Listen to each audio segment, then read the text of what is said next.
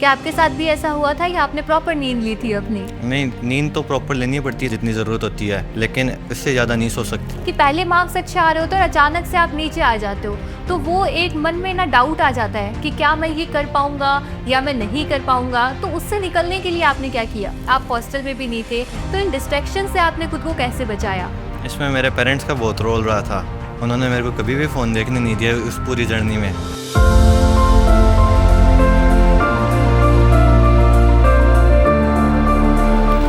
जब पूरी दुनिया आराम कर रही थी तो कुछ ऐसे होनहार स्टूडेंट्स थे जिन्होंने सिलेबस को ही अपना दोस्त समझ लिया और सक्सेस के उस लेवल पे गए जहां पर कुछ चुनिंदा लोग ही पहुंच पाते हैं। हेलो, हाय, नमस्कार, this is me RJ Gracy. JEE advance का रिजल्ट आया है और दो बहुत ही होनहार स्टूडेंट जो है वो हमारे साथ बैठे हैं, नीरज और दिलखुश। नमस्कार जी। तो अपने बारे में थोड़ा कुछ पब्लिक को बताइए। मैं नीरज कुमावत, मेरे जेईई एडवांस 2025 में जनरल कैटेगरी में ऑल इंडिया रैंक 1148 और ओबीसी कैटेगरी में 189 रैंक आई है। मेरे पिता पवन कुमार कुमावत और मेरी माताजी निर्मला कुमावत, मैं उनको इस चीज़ का ज़्यादा श्रेय देता हूँ। क्या बात है। तो आपके पिताजी क्या करते हैं नीरज? मेरे पिताजी प्राइवेट सेक्टर में जॉब करते हैं। क्या बात है। तो अभी दिलखुश के पास चलते हैं। दिलखुश, आप बताइए। मेरा नाम दिलकुश मीणा है। मेरे पापा का नाम सरमत मीणा है। मेरी रैंक ऑल इंडिया 3249 आई थी और कैटेगरी में 18वीं रैंक थी। मेरे पापा फार्मर हैं उन और मेरी मदर हाउसवाइफ है। मैं सबसे ज़्यादा श्रेय मेरे टीचरों को और मेरे पेरेंट्स को देना चाहता हूँ इस सक्सेस के पीछे। क्या बात है। तो दिलखुश, मुझे ये बताओ कि जब आपका रिजल्ट आया था और जब आपने रिजल्ट देखा तो सबसे पहले क्या महसूस किया? मतलब कैसी थी वो खुशी? थोड़ा सा एक्सप्लेन करो। मेरे को लगा कि 2 साल की मेहनत रंग लाई। ऐसी खुशी पहले नहीं आई। बहुत रिजल्ट आए, जेई मेंस के भी आया था, बोर्ड का भी आया था, पर इतनी खुशी नहीं थी। इस रिज़ल्ट के बाद ही खुशी आई। क्या, बहुत ही खूब। वैसे कहते हैं ना कि किसी भी चीज़ को पाने के लिए बहुत मेहनत करनी पड़ती है, बहुत कठिन परिश्रम करना पड़ता है। तो आप कोई अलग तरीके से प्रिपरेशन करते थे? मैं रात को लेट तक पढ़ता था, 2 या 3 बज जाती। सुबह 8 या 9 बजे उठता था, चाय पीता था, फिर वापस वही रूटीन था मेरा, खाना पीना और पढ़ाई। उसके अलावा कुछ रूटीन नहीं था ऐसा। अच्छा नीरज, आप बताओ कैसा रूटीन था आपका? मैं सुबह 2 बजे उठता था और 2 बजे से लेकर लगातार पढ़ता 7-8 बजे तक। फिर मेरा नाश्ता पानी नहाना धोना किया, फिर वापस 10 बजे से लेकर शाम को 6 बजे तक पढ़ता, बाद में सो जाता फिर मैं।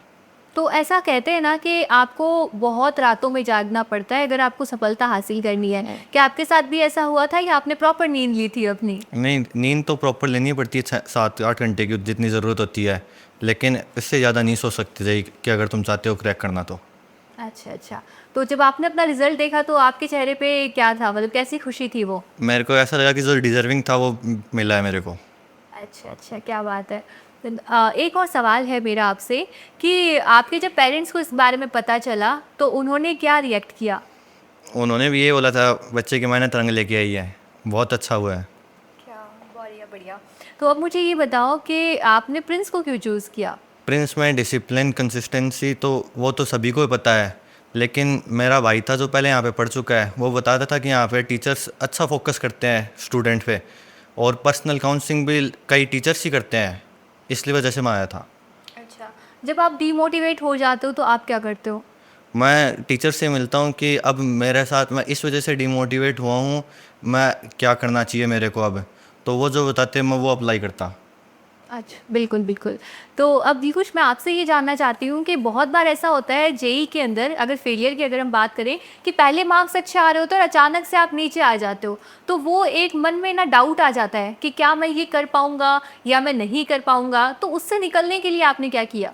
डाउट तो मेरे इसमें बहुत बार आए, पर मैंने सोचा कि अगर अभी हार मान गया तो बाद में पछताऊँगा, तो वापस मैं कोशिश करने लगता, तो उसी मेहनत में और ज़्यादा मेहनत करने लगता। जब आप जेई क्रैक करते हो तो बहुत सारे डाउट्स आते हैं, डिस्ट्रैक्शंस भी बहुत मिलते हैं। आप हॉस्टल में थे, आप हॉस्टल में भी नहीं थे, तो इन डिस्ट्रैक्शन से आपने खुद को कैसे बचाया? इसमें मेरे पेरेंट्स का बहुत रोल रहा था। उन्होंने मेरे को कभी भी फ़ोन देखने नहीं दिया उस पूरी जर्नी में। जब भी मैं देखता वो मेरे से फ़ोन ले लेते और मना कर देते, फ़ोन नहीं देखना, तेरे को पढ़ना ही है। जी बिल्कुल। और आपने? मैं हॉस्टल से बाहर बहुत कम निकलता था। इधर घूमना फिरना, दोस्तों के साथ ज़्यादा बातें करना, हॉस्टल में ही करता था, बाहर घूमता नहीं था। कोई मैसेज जो आप अपने जूनियर्स को देना चाहेंगे जो अभी जेई के एग्ज़ाम्स देंगे? जूनियर्स को यही देना चाहता हूँ कि जितनी मेहनत आप कर सकते हो कर लो, बाद में फिर नहीं होगी। और सुनने में ये आया है नीरज कि आपने 1 साल तो पहले वाले में तो बिल्कुल पढ़ाई नहीं की थी, उसके बाद सब किया और फिर उसी डेडिकेशन के साथ किया, तो फिर सिलेबस कवर हो गया था? अगर पूरे सिस्टम से चले ना तो 1 साल में भी टारगेट का बच्चा भी करता है, तो 1 साल के मैं भी कर सकता था। मेरा ये मानना था टारगेट वाला भी तो 1 साल में करता है, मैं भी तो कर सकता हूँ। मैंने फिर वो चालू कर दिया था। क्या बात है, कोई मैसेज जो आप देना चाहें?